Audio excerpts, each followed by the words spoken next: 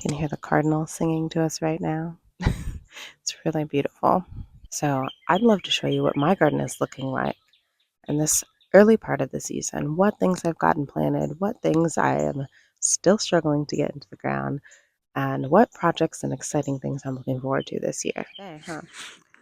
This first section of my backyard garden, I like to call my food forest. So I am a pretty new homeowner. I've been in my house for about a year and a half. I moved into my house at the end of 2023, I believe. So I had one full year garden season, and this will be my second season growing in this home. But one of the things that really excited me about this home when I first saw it was the fact that there were two apple trees planted in the backyard. And last year there were so many apples, and I think this year is going to be just as great because there were tons of just bees buzzing all around the apple tree when it was in bloom this year. And now I can see a bunch of tiny little apples starting to form all over the tree, which is so exciting to me. I just can't wait to be able to enjoy some of the harvest from my own backyard. So down beneath the apple trees, this is the section that I've added to my what I'm calling my food forest garden. I added a bunch of raspberry bushes. So that's what you see here in the foreground. I've got a bunch of raspberry bushes, which are spreading and filling in and beautiful. I probably even have a bunch of baby raspberry bushes that I can transplant if there's other bare areas of my yard that need some love. There are also some, whoops, kicking through all the bushes. I planted some blueberry bushes back here, which are still trying to build up their strength and sort of take off. I tried planting some Joe Pye weed in an effort to add more native plants to my garden. And so there's a couple little seedlings down here in this bare area of Joe Pye weed seedlings that I started from seed myself. I did winter sowing over the winter time and was able to get some flowers started. So we'll see how big they're able to grow to be this year. But I'm hoping to see lots of good things from that in the future as well.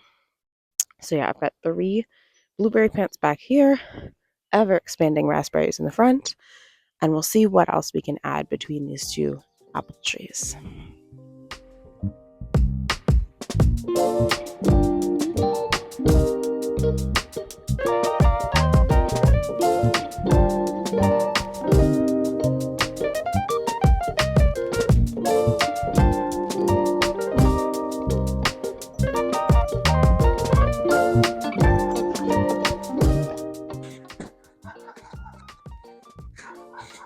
So this section is what I'm calling my native cottage garden. I've got a path at the entranceway to my backyard garden that I've created with wood chips, and I've got plantings, wide garden bed, border plantings on either side of the pathway. So on this side, I've got some milkweed, some wild blue indigo, some I always forget what this one is called, blue mountain mint or something. I'll have to look at an old video and pull it up. And echinacea in the back. And then I honestly don't remember what's planted on this side of the garden. I think it's coreopsis, black-eyed Susan, some different asters, and I believe goldenrod. So on this side of the garden, like both sides of the garden are planted essentially in wildflowers.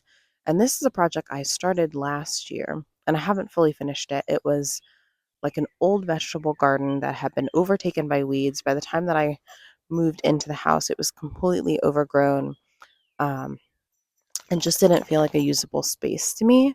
So, and also it only gets really like a good morning sun. It's not a good full sun spot. So I knew I wasn't going to keep a veggie garden here. But in moving the veggie garden, which I now have in the back of my house there, I decided that the side yard would be a beautiful place for flower garden, pollinator garden, wildlife garden, which I'm trying to sprinkle all throughout the yard. But this was project number one. So it's really cool to see that some of the things that I put in the ground last year have now started to really take off. The plants are sizing up. It looks like that we may get some blooms this year. I see the first little yellow flower starting to peek through. Um, yeah, and I think that this is just going to be a major work in progress.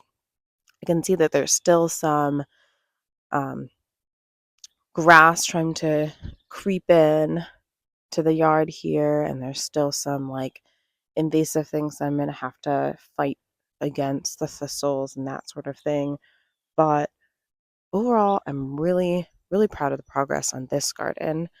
And there is a whole section still unplanted over by where the camera is, um, that I'm hoping to add some flowers to this year. There is a maple tree here. I'm not sure if it's even like an intentionally planted maple tree or if it's just a volunteer because it's growing like through the fence. So not ideal, but it's already of a size that I don't think I could take it out. So I'm going to work with it. We might try and find some more shade loving native plant babes to exist under this little spot. Oscar, get out of my garden. But yeah, this is a work in progress, but I'm really proud of the progress that we've had so far with it.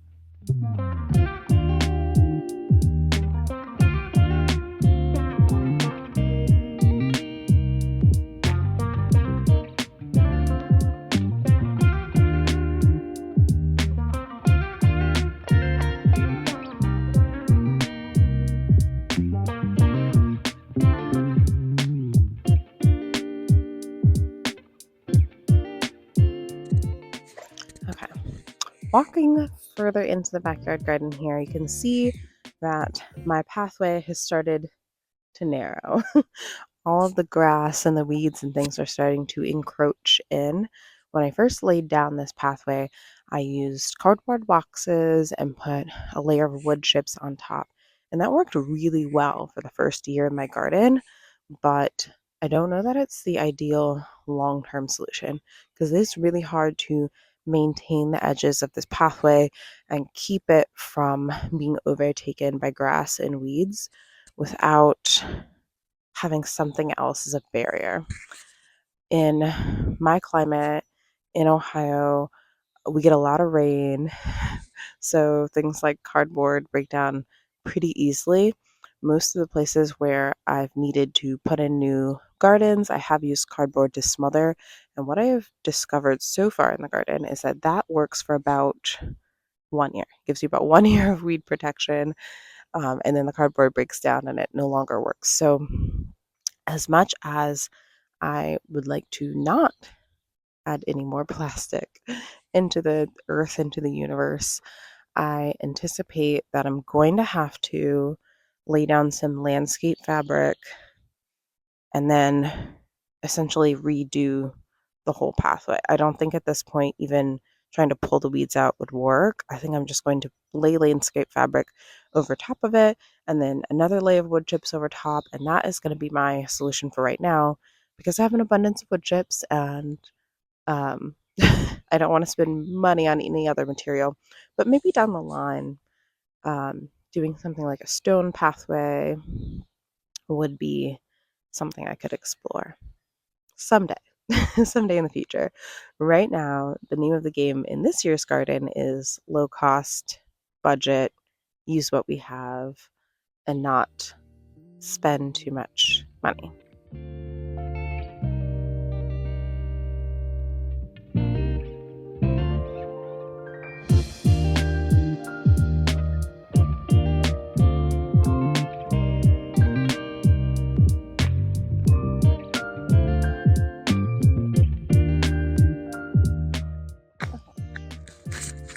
So this back section of the garden is something that I've spent a lot of time working on over the winter and in the early months of this year.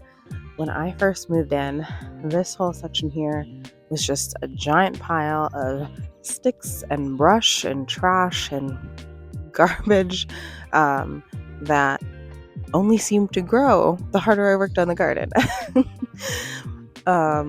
And it has significantly improved. I am really proud of the progress on this one. There are still some in the spot that I cleared where I took out a lot of the trash pile.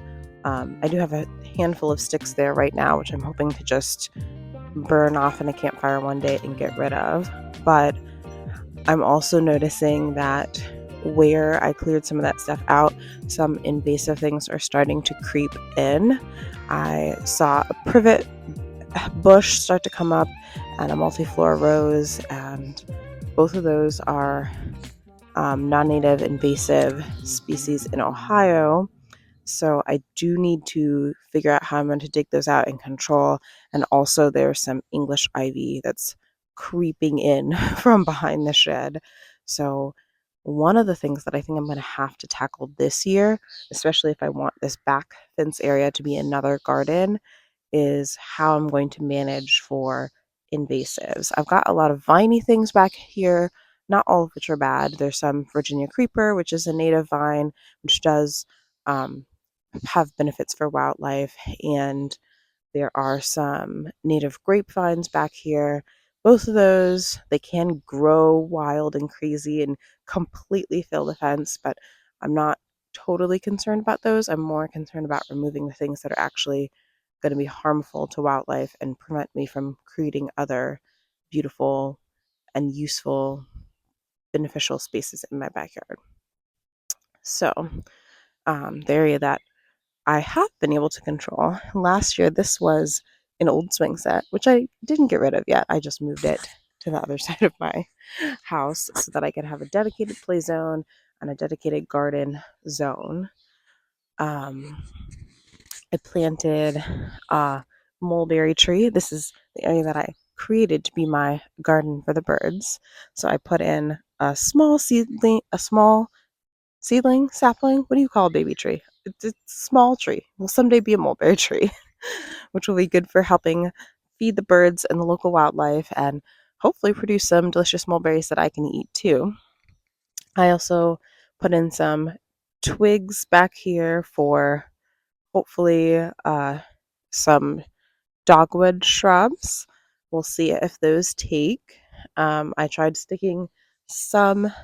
Was able to get some cuttings from someone that I know who has a very well established native wildlife garden, and she was so kind to give me so many twigs from her plants when she trimmed them. So I stuck some in the ground. I stuck some in a pot, and we'll see what takes and roots and does the best, and then we'll adjust from there next year and in the years to come. Oh, and also back here is where I put bird feeder, and I found this base for a bird bath behind behind the shed. It was just here when I moved in. I just found it in the many piles of forgotten things that were in this backyard.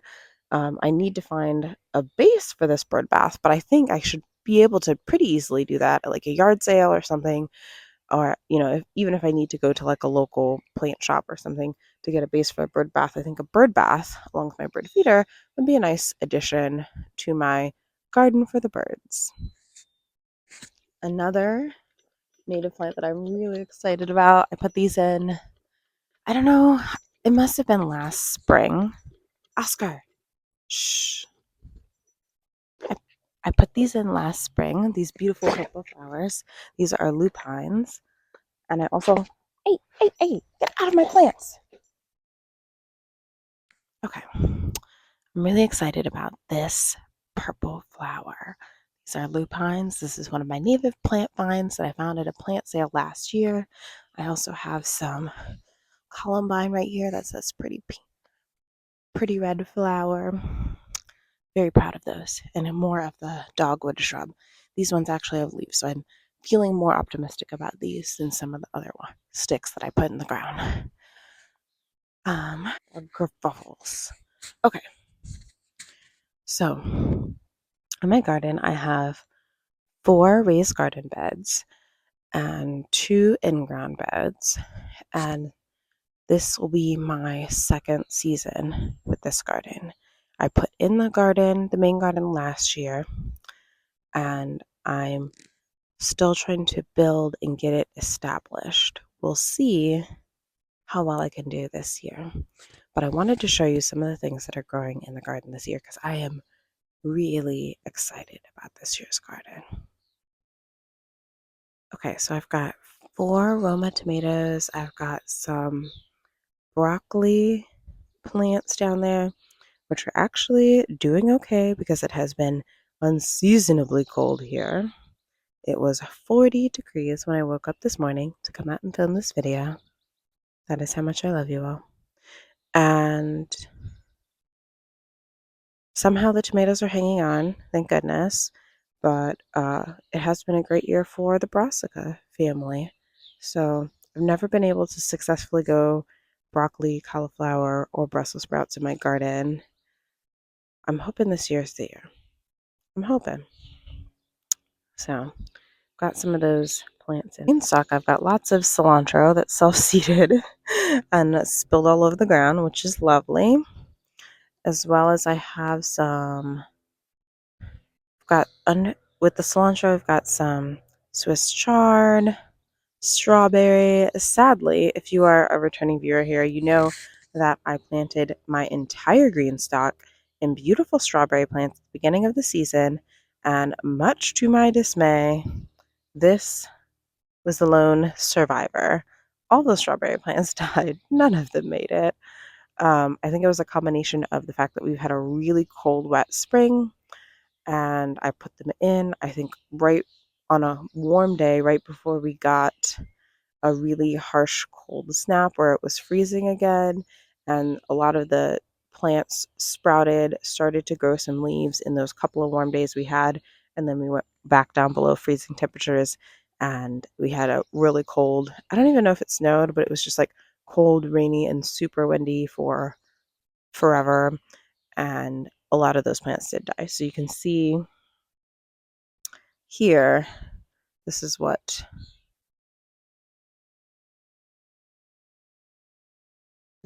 the majority of them look like. Just a ghost of a strawberry very root plant, which is sad. So I did order some new strawberry roots. So I did order some new bare root strawberry plants, and so I've got some of those guys that I've just added to the green stock in the spots where things had died. So we'll see. I'm hoping we can still get some strawberries this year, but it is already June, which is the season where you would most often harvest strawberries. So if I could at least get the strawberry plants to survive until next year we can have a better harvest of strawberries. But kale, she is thriving. Arugula popping off. This is just the year of the leafy greens and the brassicas, I suppose. Last year I bought 2 lavender plants. It looks like one of them survived a little bit better than the other. This one here, I transplanted them from that bed over to this bed because I just wanted to have more space to grow my tomatoes in the beds that had fencing around them, because we have a lot of issues with deer and groundhogs and other grumpy little rodent or mammals that like to munch on your plants. So in this bed right here is actually going to be my tea and herb garden. Right now I've got a ton of garlic that I planted last fall, and when that garlic comes out, I'm going to add more tea plants or herbs. I've already got some chamomile growing, which I'm excited about. I did put a couple random strawberries in here, so maybe next year this will be a strawberry bed. We have to just see what survives. At this point, I'm just trying to see what survives. A couple more of my experiments to grow flowers, winter sowing.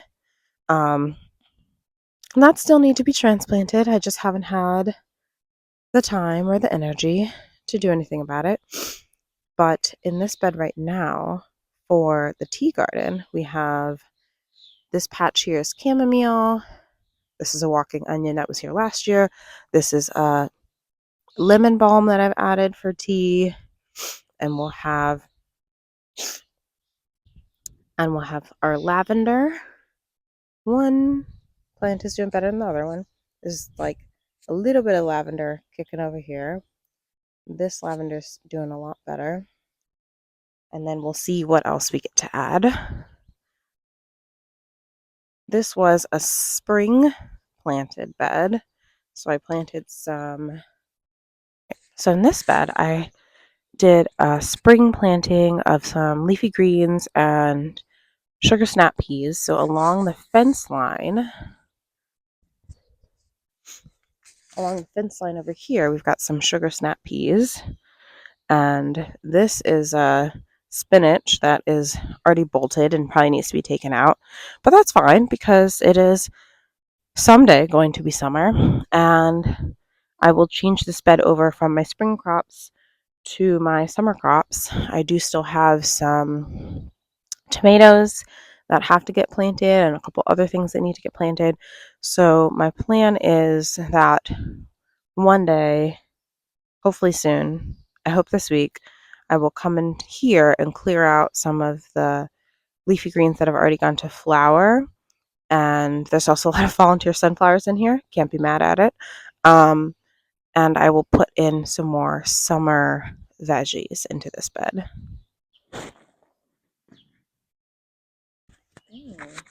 Okay, so this is why I'm calling this year of the brassicas, because you can see my kale is doing amazing. And got some cauliflower here. These are just some onions I planted. Let's see what's on the other half. All right, so over here I have a lot of my brassicas. The year of the brassicas is what I'm calling it because never have I had brassica plants this healthy. I've had them covered in a row cover all season, which I think is working excellently because these plants look impeccable. I don't see a single bug damage hole on the leaves. So it doesn't look like the little caterpillars and things are getting to them. But I had cauliflower, kale, Brussels sprouts planted in this bed. Now, I would have hoped that they would have been bigger by this time of year because it's June, and in theory, it will someday be warm, although it is not today.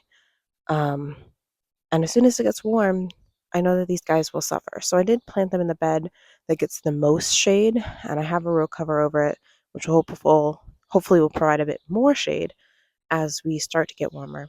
The kale's looking good. I feel like that's basically ready to harvest soon, but I haven't seen much height yet on my cauliflower or my Brussels sprouts. So we'll see. Maybe this will be the year that I'll finally get to harvest some of my own Brussels sprouts. That would be so exciting to me. But maybe it won't be. And you never know. We'll just have to see by and by what happens in the garden. And the hope and the goal for my in-ground garden beds is to really just have all my sprawling, long season growing crops. This is where I want to grow my watermelons, my pumpkins, all of my like viney things, my winter squash, all the things that are going to vine out and sprawl out. I'm imagining this section of the garden just sprawling out into the pathways and just being lush and beautiful. So I've put some seeds in the ground for watermelons and pumpkins. I've also started some seeds in little starter pots because I'm just not sure if it is going to get warm enough soon enough for the seeds to germinate in ground, even though I know that those crops prefer to be direct sown. I just don't know if my climate can provide that heat early enough in the year for these plants to like fully produce, because it does take, I think, like 100 days or something insane to grow like a watermelon or a pumpkin, and it will start to get cold soon here. I think our first frost date is in October, and we're in June, and it was 40 degrees this morning. So I it's going to be a battle with nature to see if we can get enough time in our season to grow some pumpkins or some watermelons, but I really, really hope that I can. And the last section that I'll share is just our play zone, which is just all of my kids' toys, little playhouse, slides, swings, etc. And I have got a table of seedlings over there that I'll show you. And that's the last kind of exciting part of our tour. You can see this is a full perspective of my garden, back of my house, play zone, our pathway, our 2 apple trees, and then over here, garden for the birds at the back fence. I have that are yet to be planted, 2 more tomatoes that need to be planted, some bell peppers, sweet bell peppers, some basil. I think all of this is going to go into that one garden bed that currently has the spinach that's sprouting. That's my current plan, is that I will clean out that bed and put spinach. I will clean out the spinach that's already past its prime and put in these tomatoes, peppers, and basil. Other things that I have, my last bit of strawberry plants that I'm going to put in my green stock, and probably some in my herb tea garden bed, just to have a little safety net. I think some might survive better in the raised bed versus the green stock, because I think it'll just give it more protection from the wind if there's just more soil around it. I don't know. If you guys know things about how to grow strawberries, please let me know, because I've had really mixed success. Sometimes I do really well with them. Sometimes all my plants die. But having strawberries in my garden is something that I really want. So more strawberries to plant, a couple more of my native perennial plants that will hopefully go in the cottage garden area, or maybe some will go in the front yard. Haven't fully decided yet. And then there's a couple more seedlings of flowers that I'm trying to size up a little bit before I plant them out in the garden, so that they have a better chance of surviving. And that's it for me today. Thank you so much for joining me to share some time in the garden. I appreciate you so much for watching all the way till the end of this video. If you enjoy this and you'd like to come along to see some of my garden adventures this year as I attempt to grow some more fruits and vegetables to help offset my grocery budget, grow my own food, be a little bit more self-sufficient, and have a little space for wildlife in my backyard as well, provide some space for enjoying the birds, or even just nature to exist on its own, because this planet belongs to all of us, and we need to share and provide space where the birds and the bees and the squirrels and the other little animals can live and exist as well. So while I want to grow food for myself and be a little bit more self-sufficient, I also really want to provide habitat for nature and just have space and time to enjoy being in my garden and build memories with my family. If that's something you'd like to be around for, feel free to hit the subscribe button. I've got a lot more fun garden transformations planned for this year, some fun food preservation, cooking, recipes, exciting outdoor stuff. If that sounds like your jam, I hope you'll stick around here, and good luck to you in your garden as well, if you're a gardener, or if you're just getting started, just thinking about doing it. I started all my stuff in those fabric grow bags. If you don't have a whole lot of space, or you just have a balcony or something, or you're a renter, start with the grow bags. You can grow things too, and you can experience the magic and the joy that is seeing something that you started from a tiny little seed grow up into a big, beautiful plant, maybe produce a flower, maybe produce something you can eat, and just feel the magic of being in interaction with nature and with the outdoors and loving this beautiful planet that we have the pleasure to live on. Thank you so much for watching, and I hope to see you in the next one. Bye-bye.